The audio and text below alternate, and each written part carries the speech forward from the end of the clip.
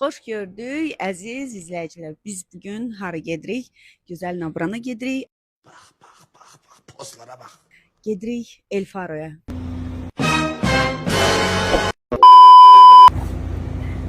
Ne oldu? Öyle yine narahatsan. Şaka mısın kanka? Ne alaka? Artık yola düştük. Salamat inşallah çattık Nabrana. Sen hiç yatan okşamırsan.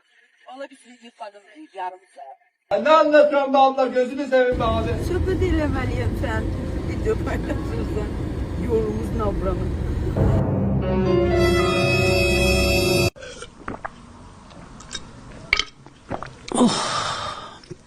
Çok şükür ya.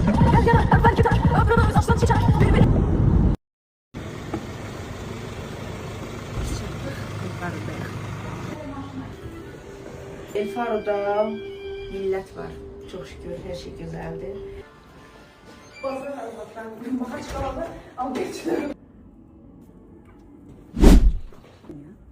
Bəzən sevgi ağır cinayət olur. Bəzən ürək olmaz diye haykırır. Şebnem Kahramanova. Acılar çekti benim yüreğim. Ay baba göde baba.